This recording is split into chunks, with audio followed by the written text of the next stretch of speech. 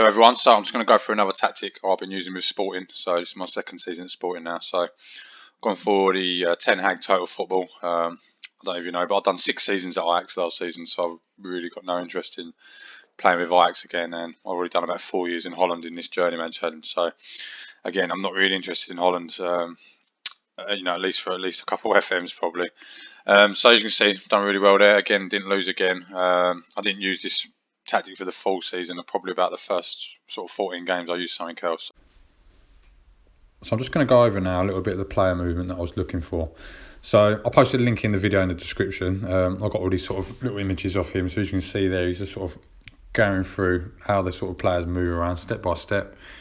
So you can see you get that 1-3-3-3 formation, and then you can see back in the 1960s, 70s, Ajax played with a 1-3-3 formation. So it's quite similar to the sort of the Mikel setup, but obviously a little bit of a modern twist. So you can see there, that's what I wanted there. The halfback dropping left, and then this is what you'll get on Football Manager 2. Just come into there and he'll drop in. So again, with the wingers, a few more images here.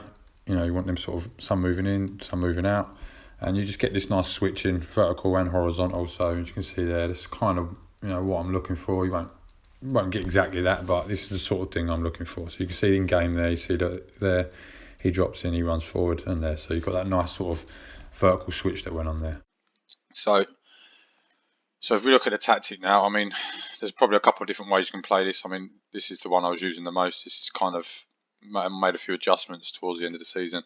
First of all, so we've got a goalkeeper, and what I've done is gone with the same approach I did when I done the Saka and help thing. I don't really want him taking like massive risk hoofing the ball down there. He's still going to do it, but I just don't want it happening, regularly all the time. It drives me mad, to be honest. So I've got an inverted wingbacks, both here, and centre backs here. So this guy here, this could be a ball playing, this could be a stopper if you wanted him to, if you didn't want him to hold the position. But for a little bit of a safer role, just go there, and then it sort of depends if you've got the trait sort of brings ball out of defence and stuff. Maybe it could be an option, but try that out, see what you think. So and then we've got the half back here. So obviously what you saw from the video, I did want him sort of drop into this area, but it just doesn't happen on FM. So what you're going to get is this sort of these going to form a back three, and he's going to push up here. And obviously where they're inverted wing backs, they are going to sit kind of in the half space. It's not quite as wide as I would like them. I mean, Ajax guys are probably right out wide up here, but there's a reason why I've got these inverted wing backs. So again, so I did start off with 2 DMs down here, which then kept this guy kind of quite left as he came up the pitch here.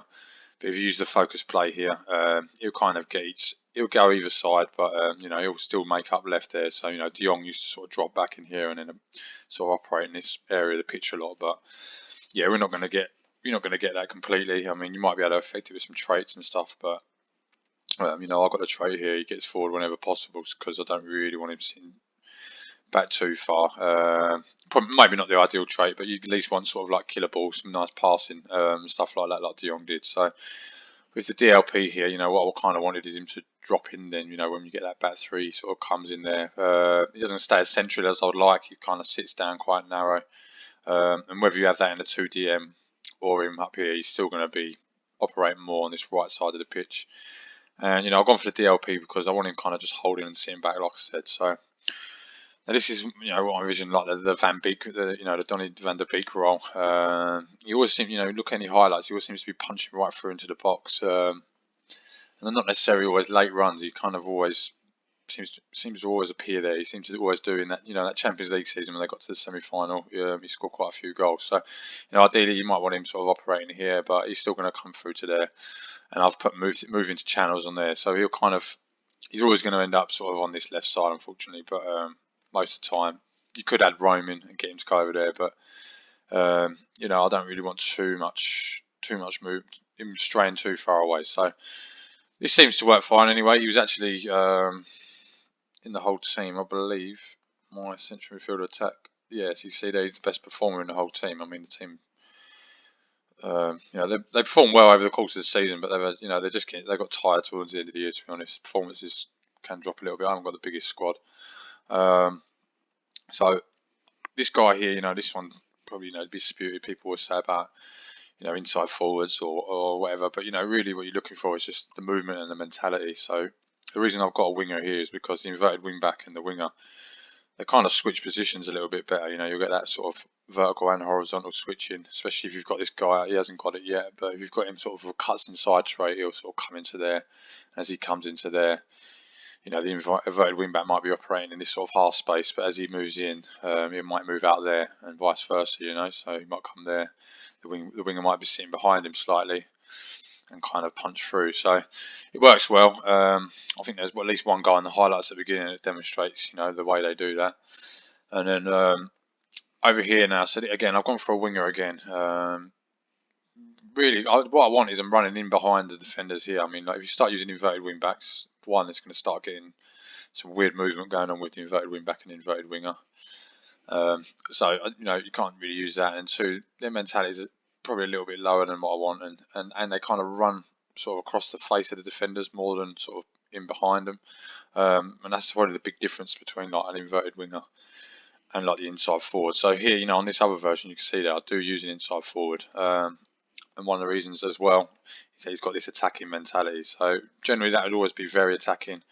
So what I've done is I've added an overlap in, which then takes, you know, which then gives you that sort of the inverted wing back moving out a little bit wider, and it also brings the mentality of these two guys down. So these guys here are both attacking now, and then what we've done is taken their mentality up, and they're both attacking. So as you can see now, all the wide men are on the same mentality. So pretty much, you know, on the same wavelength. So, and this guy's very attacking, so he'll punch through a little bit more. So with the forward, again, that was quite a difficult one to choose from, really, because, you know, whether they played sort of Huntelaar or they played, what's his name now, Dolberg, occasionally Tadic would go into the middle. They'd kind of play different roles here. So I've tried out a few different ones. You know, probably, you know, a Trek could probably go there.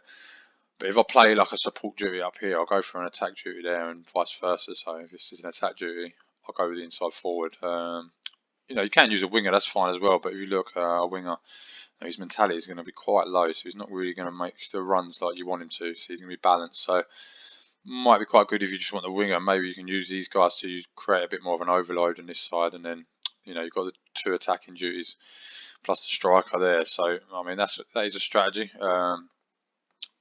You know, I do use a winger. You know, I'll just play around with it. Whatever players I've got in the roles, I'll just sort of move them around. So again, none of my tactics are plug and play anyway. You know, you're always going to have to get the right players for this before it starts going. And you know, with this guy here, I mean, look, he hasn't got very good crossing or dribbling really, so he's not really the ideal left back to play as an inverted wing back. But you know, he's still done well this season. So if we look at the mark specific position as well, I mean, I know I use this in a lot of tactics at the moment, but the main reason is because, you know, when I've got these both on attack duty, they want to sit up quite high, and they don't.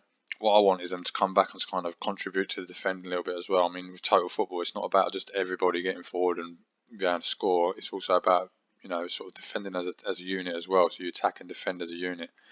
So, you know, that's my logic behind them. So they'll come back and they'll track the fullbacks a little bit, and this will allow the other guys to sort of address the threat from the attackers and the wingers and stuff like that. So with the instructions, you know, again, you can play around with these a little bit.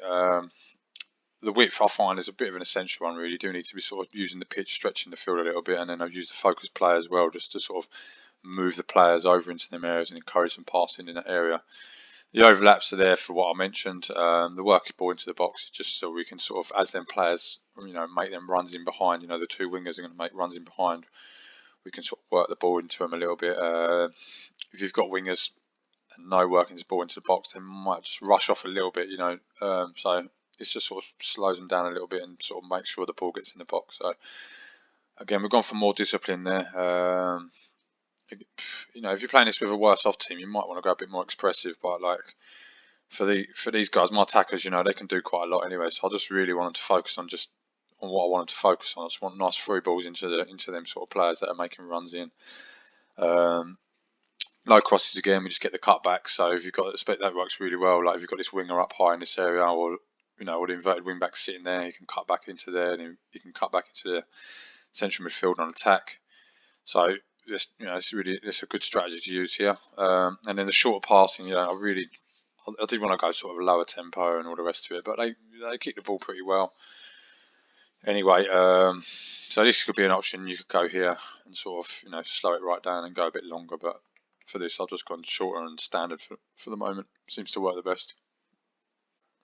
So in the in transition instructions, we've gone for a counter press. So we want to sort of be winning the ball high up the pitch. You know, one of the principles of total football is sort of pin the opposition in their area. So we've got all these guys all closing down more, plus the counter press. These guys don't close down more, but they'll still be there, and you know, we're sort of always trying to win that ball back. And then the counter, you know, again, that's your choice if you want. I found that without the counter, you just sort of sometimes they're just waiting around a little bit for something to happen, whereas with the counter, we just get the ball and we just start looking for them players making them runs, and then someone like the playmaker or whatever could have the ball here quite easy and just pinging balls over to these guys here. So again, with the distribution, I just want it all across the back really. I'm not really too bothered about all this, and these sort of concentrating in one area. I mean, you tend to go to the fullbacks, so just pass the centre back every time anyway. So this is just to put that emphasis on him. I just don't want him just hoofing the ball every time. And then for here again, like I said, you know, we were all defending as units. A part of that is sort of come small and then go big. So you know, we use that offensive width. So in this, we're just going to sort of push the opposition outside, get nice and compact.